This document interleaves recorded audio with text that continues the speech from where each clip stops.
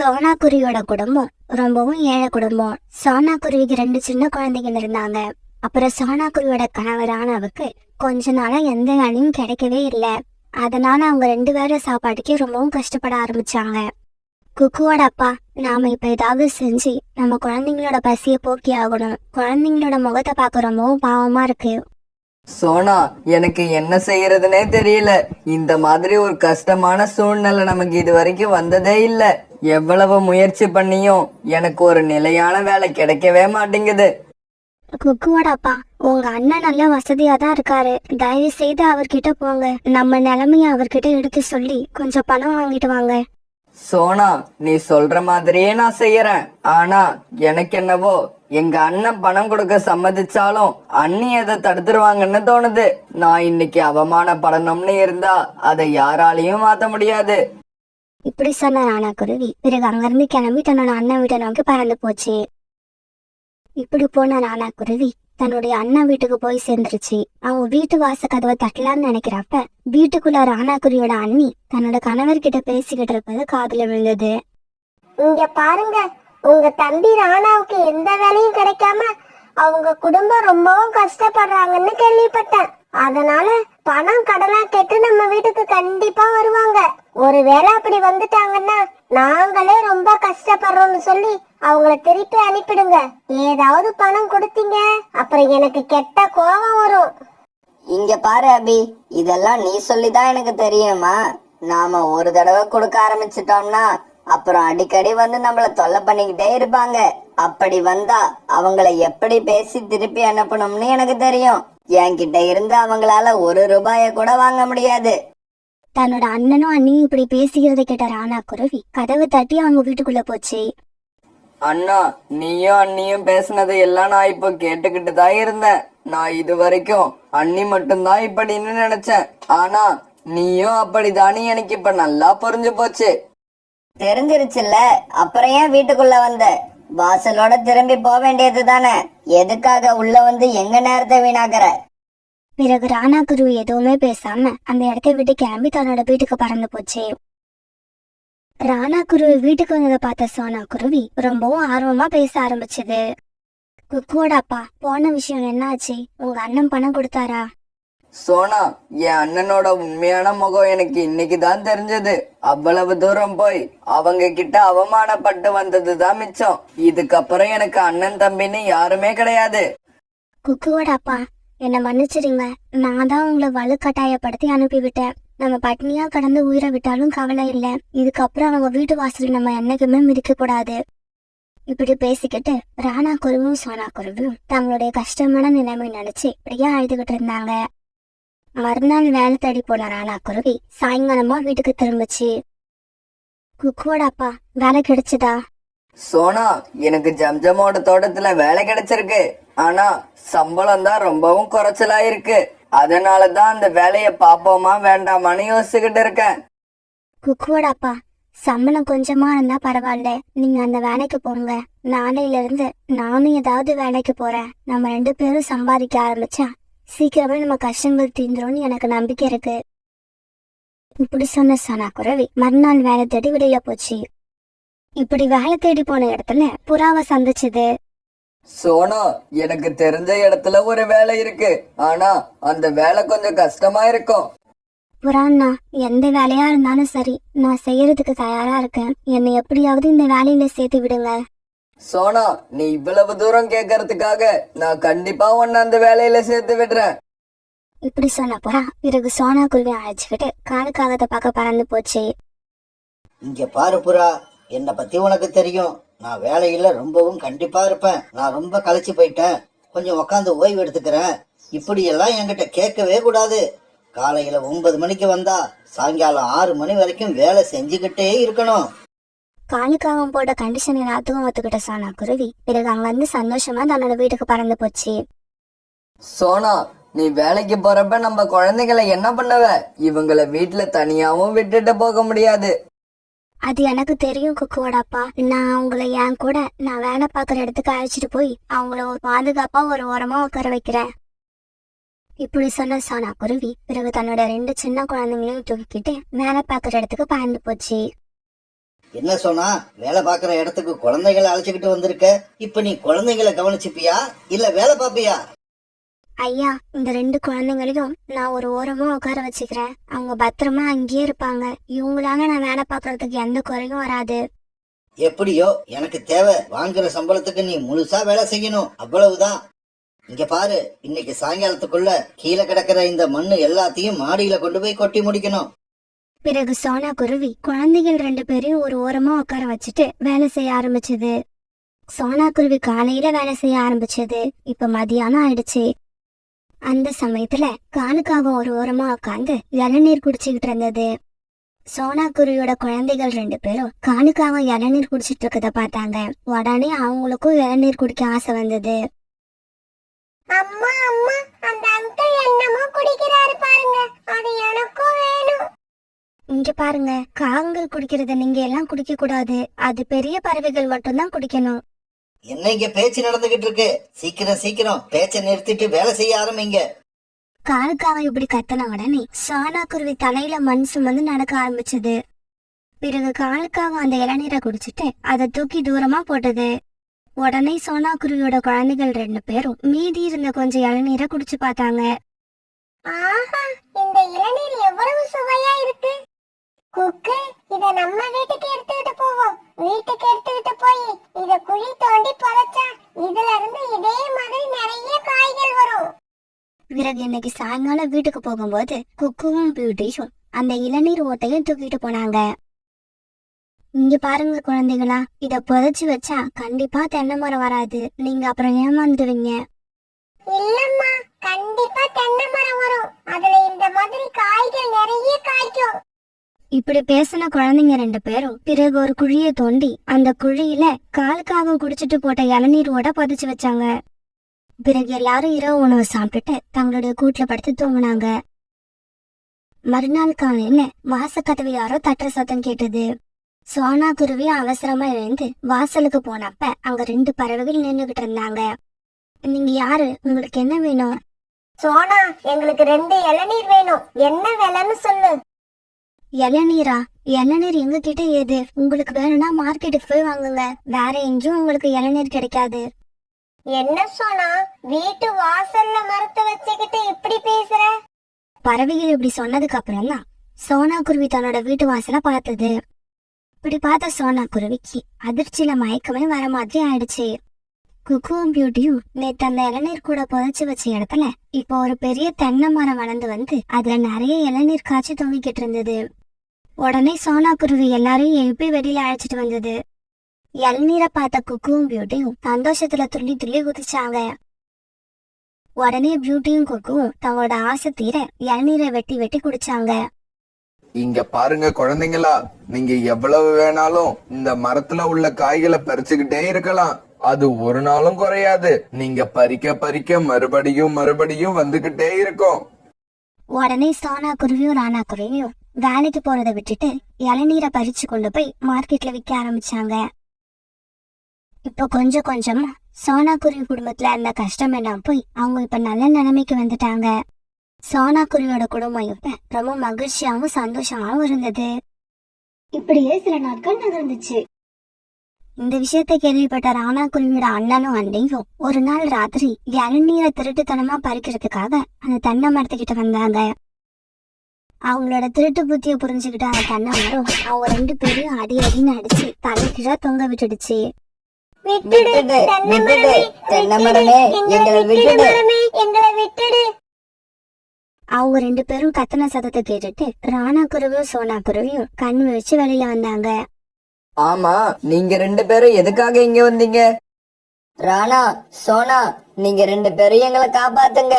இந்த தென்னை மரம் காரணமே இல்லாம எங்களை அடிக்குது. குருவிகளே, இவங்க சொல்றத நம்பாதீங்க. இவங்க 2 பேரும் என்கிட்ட உள்ள இளநீர்களை திருடுறதுக்காக வந்திருக்காங்க. அதுக்காக தான் இவங்களுக்கு தண்டனை கொடுத்துக்கிட்டு இருக்கேன். இவங்க 2 பேருக்கும் நீங்க இப்படி நல்ல நிலைமையில இருக்கிறது பிடிக்கல. மறுபடியும் உங்களை பழையபடி ஏழையா மாத்துறதுக்கு முயற்சி பண்றாங்க. ராணா, எங்களை மன்னிச்சிடு. இந்த மரம் சொல்றது எல்லாம் உண்மைதான். நாங்க அந்த மாதிரி எண்ணத்துல தான் இங்க வந்தோம். இருந்தாலும் இதுக்கப்புறம் நாங்க இங்க வரவே மாட்டோம். எங்களை மன்னிச்சு விட்டுற சொல்லுங்க. எங்களை உயிரோட விட்டா போதும். என்ன சொன்னா பாத்துக்கிட்டு இருக்க?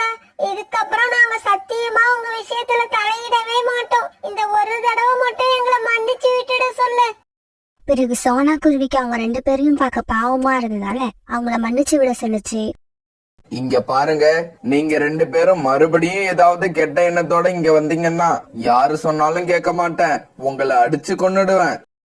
ராணா, சோனா, எங்களோட உயிரை காப்பாத்துனதுக்கு உங்க 2 பேருக்கும் ரொம்ப நன்றி. ராணா, எங்க உயிரை காப்பாத்தின உங்க 2 பேருக்கும் ரொம்ப நன்றி. இப்படி சொல்லிட்டு ராணா குருவியோட அண்ணன் அண்ணி 2 பேரும் அங்க இருந்து பறந்து போனாங்க. பிறகு ராணா குருவியோட குடும்பம் அந்த காட்டுல ரொம்ப வருஷங்களுக்கு மகிழ்ச்சியாவும் சந்தோஷமாவும் வாழ்ந்து வந்தது. அந்த காடு இப்ப எந்த பக்கம் பார்த்தாலும் வெள்ளை வெள்ளையர்னு காய்ச்சி அழைச்சது. அதுக்கு காரணம் அந்த காட்டுல இப்ப பனிக்காலம் ஆரம்பிச்சதுதான். எப்பவும் பனிமழை பெஞ்சுக்கிட்டே இருந்தது. அந்த காட்டுல உள்ள எல்லா பறவைகளும் வீட்டை விட்டு வெளியே வராம கொட்டிக்கிட்டு இருக்க பனிமழைய வேடிக்கை பார்த்துக்கிட்டு இருந்தாங்க. அம்மா, இந்த பனிக்காலம் ஏன் தான் வருதோ? எனக்கு இந்த பனிக்காலம் கொஞ்சம் கூட பிடிக்கவே இல்ல. எப்பவும் வெயில் காலமாவே இருக்கணும். பியூட்டி, அப்படி சொல்லக்கூடாது. ஒவ்வொரு காலமும் நமக்கு விதவிதமான உணவுகளையும் விதவிதமான பூக்களையும் புதுசு புதுசா கொண்டு வரும். தங்களோட வீட்டுக்குள்ள படுத்திருந்த சோனா குருவியும் பியூட்டியும் இப்படி பேசிக்கிட்டு அப்படியே தூங்கிட்டாங்க.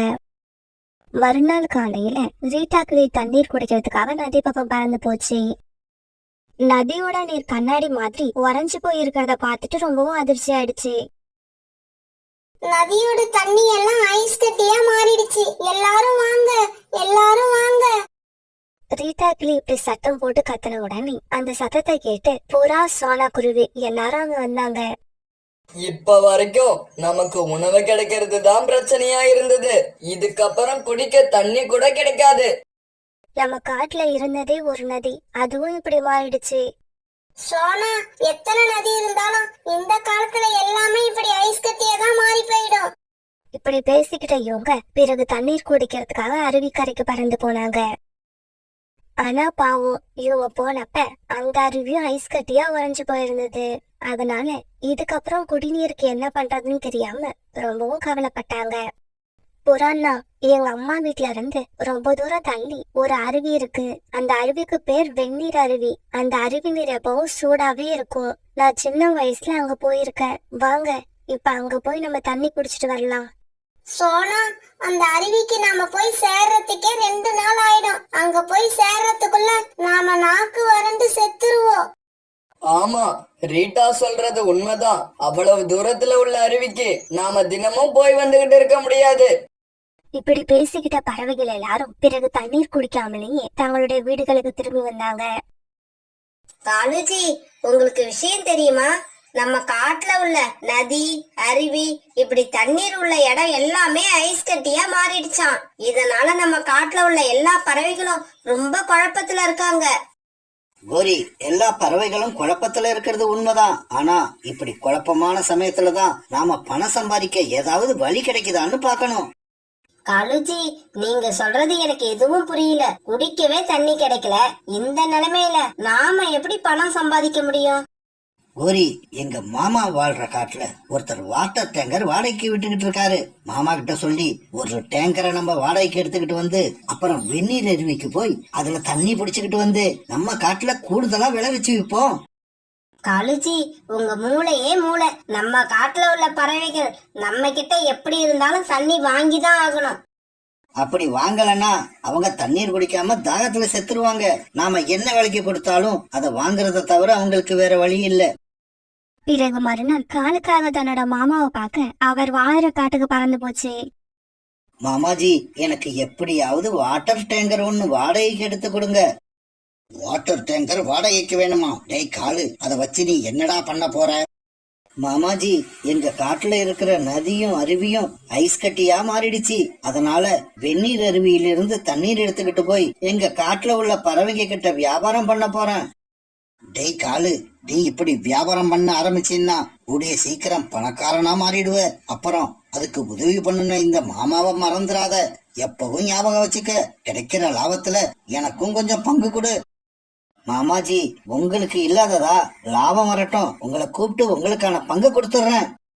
பிறகு காலுக்காகவும் தன்னோட மாமா காட்டுல இருந்து வாட்டர் டேங்க வாடகைக்கு எடுத்துக்கிட்டு வெந்நீர் அருவியை நோக்கி போச்சு.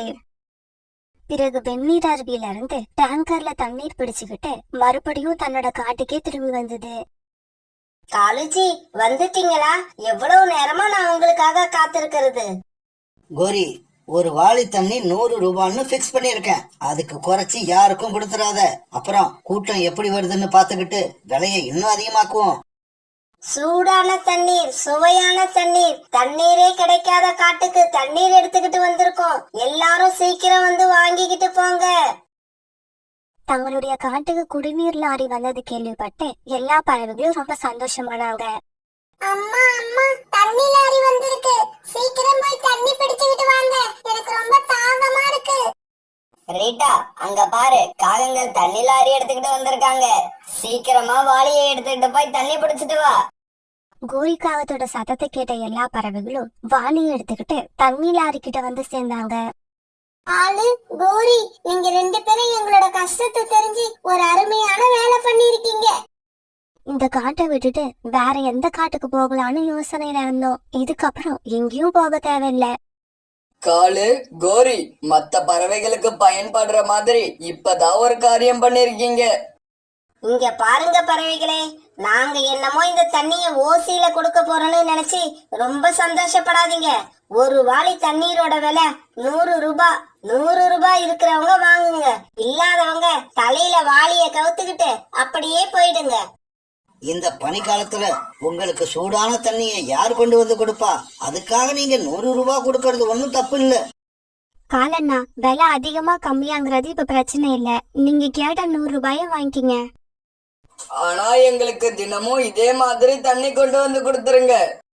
இப்படி சொன்ன பறவைகள் பிறகு 100 ரூபாய கொடுத்துட்டு தண்ணீர் பிடிக்க ஆரம்பிச்சாங்க. நிறைய பறவைகள் வந்து தண்ணீர் பிடிச்சதால தண்ணீர் சீக்கிரமாவே தீர்ந்து போயிடுச்சு. பிறகு தினமும் காலுக்காகவும் கோரிக்காகவும் இதே மாதிரி வெந்நீர் அருவில இருந்து தண்ணீர் எடுத்துக்கிட்டு வந்து தங்களோட காட்டுல வியாபாரம் பண்ண ஆரம்பிச்சாங்க. அவங்க உள்ள பறவைகளும் வேற எங்கேயும் தண்ணீர் கிடைக்காதால தினமும் இவங்க கிட்ட தண்ணீர் வாங்க ஆரம்பிச்சாங்க. இப்படியே சில நாட்கள் நகர்ந்துச்சு. காலேஜி, தினமும் வெந்நீர் அருவிக்கு நீங்க லாரியை எடுத்துக்கிட்டு போயிட்டு வர்றதால டீசல் தான் நிறைய செலவாகுது. பேசாம பக்கத்துல இருக்கிற மனிதர்களோட குடியிருப்பு பகுதியில ஒரு குளம் இருக்கு. நாளைக்கு அந்த குளத்துல இருந்து தண்ணி எடுத்துக்கிட்டு வாங்க. கோரி, அந்த குளத்து நீர் ரொம்பவும் அசுத்தமா இருக்கும். அத பறவைகள் குடிக்க முடியாது. காலேஜி, தண்ணியே கிடைக்காத இந்த காலத்துல அழுக்கு தண்ணியாவது நல்ல தண்ணியாவது நான் சொல்றத செய்யுங்க. அப்பதான் நமக்கு டீசல் காசு மிச்சமாகும். அப்புறம் தண்ணி எடுத்துக்கிட்டு வர்றப்ப எனக்கு பிஸ்லரி வாட்டர் 4 பாட்டில் வாங்கிக்கிங்க. பிறகு காலுக்காகவும் அன்னைக்கு கோரிக்காகவும் சொன்னபடி வெந்நீர் அருவிக்கு போகாம மனிதர்கள் வாழும் பகுதியில உள்ள குளத்துக்கு போய் தண்ணீர் பிடிச்சது. கோரி சொன்னது உண்மைதான். இந்த குளம் வீட்டுக்கு பக்கத்திலேயே இருக்கு. இங்க வந்து தண்ணீர் எடுத்துக்கிட்டு போனா தினமும் நமக்கு 1000 ரூபாய் மிச்சம் ஆகும். இப்படி யோசிச்ச காலுக்காகவும் பிறகு அந்த தண்ணி எடுத்துக்கிட்டு தன்னோட காட்டுக்கு போச்சு. கோரி, எனக்கு என்னமோ இன்னைக்கு தண்ணியில இருந்து ஒரு பேட் ஸ்மெல் வர்ற மாதிரி இருக்கு. அப்படியா?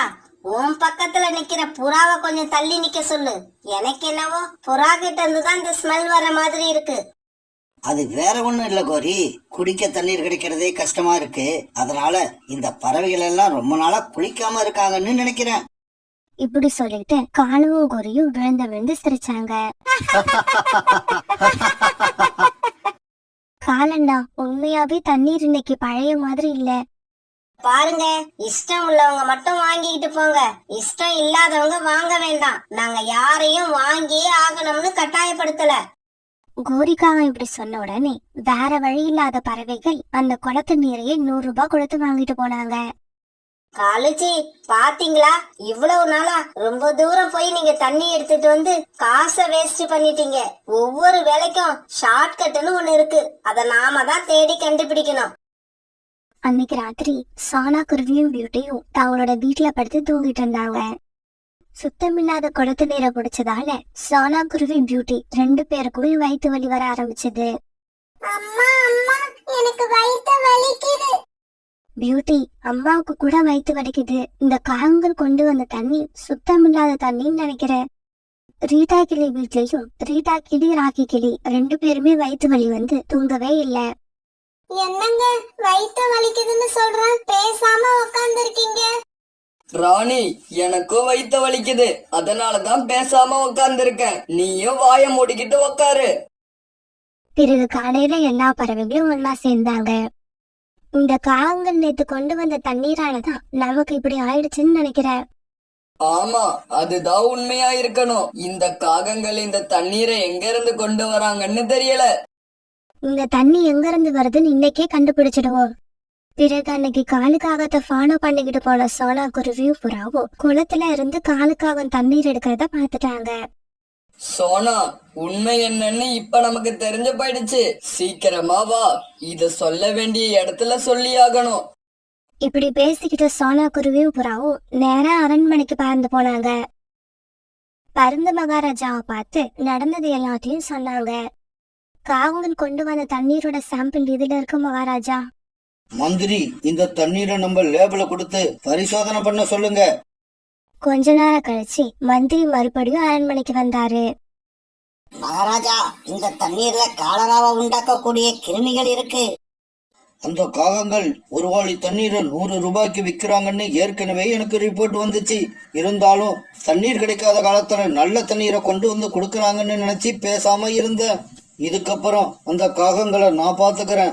நீங்க இனிமே அந்த காகங்கள் கிட்ட தண்ணீர் வாங்க தேவையில்லை. நம்ம அரசாங்கத்துல இருந்து இனிமே தினமும் தண்ணீர் லாரி உங்க வீட்டுக்கிட்ட வரும். அதுல நீங்க இலவசமா தண்ணீர் பிடிச்சுக்கலாம். இது கேட்டுட்டு சோனா குருவியும் புறாவும் சந்தோஷமா அங்கிருந்து கிளம்புனாங்க. காலுஜி, என்ன இது? வண்டி வந்து நின்னு 1/2 மணி நேரம் ஆகுது, இன்னும் தண்ணி பிடிக்க யாருமே வரல. வருவாங்க. வாளி பணம் எல்லாத்தையும் எடுத்துக்கிட்டு வீட்டை விட்டு வெளியில வர வேண்டாமா? இப்படி சொன்ன காலுக்காக டயர்ல சாஞ்சு படுத்து தூங்க ஆரம்பிச்சது. காலுஜி, அங்க பாருங்க, அரண்மனையில இருந்து வீரர்கள் நம்மள நோக்கிதான் பறந்து வராங்க. அப்படியா? அரண்மனையிலயும் தண்ணீர் பஞ்சம் வந்துருச்சுன்னு நினைக்கிறேன். வீரர்கள் வந்து கேட்டா அவங்களுக்கு 10 ரூபாய் குறைச்சி ஒரு வாளி 90 ரூபான்னு கொடு. காலு, கோரி, உங்க 2 பேரையும் மகாராஜா உடனே அரண்மனைக்கு அழைச்சுக்கிட்டு வர சொன்னாரு. இங்க பாருப்பா, நீங்க நினைச்ச உடனே நாங்க உங்க கூட வந்துட முடியாது. இந்த தண்ணி எல்லாம் வித்துட்டு தான் வர முடியும். இதுக்கப்புறம் நீங்க தண்ணீர் வியாபாரம் பண்ணணும்னு அவசியம் இருக்காது. உடனே கிளம்பி எங்க கூட வாங்க. மகாராஜா, வெந்நீர் அருவிக்கு போய் தண்ணி எடுக்க லேட் ஆகுது. அது வரைக்கும் பறவைகள் தண்ணி இல்லாம கஷ்டப்படுறாங்களேன்னு நினைச்சுதான் பக்கத்துல உள்ள குளத்துல இருந்து தண்ணி எடுத்தோம். தயவு செய்து தப்பா நினைக்காதீங்க. ஆமா மகாராஜா, தண்ணி இல்லாம பறவைகள் படுற கஷ்டத்தை பார்க்க முடியாம தான் அவசரத்துக்கு ஒரே ஒரு நாள் அந்த குளத்துல தண்ணி எடுத்தோம். இது ஒரு தவறா? காகங்களே, நீங்க செஞ்சது தவறே இல்ல. அதனாலதான் நீங்க ஜெயில இருக்க போற 1 வருஷமும் நீங்க குடிக்கிறதுக்கான நீரை அந்த குளத்துல இருந்து எடுத்துக்கிட்டு வர போறோம். மகாராஜா இப்படி சொன்னதை கேட்ட காகங்கள் 2 பேரும் எதுவுமே பேச முடியாம மௌனமா அழ ஆரம்பிச்சாங்க.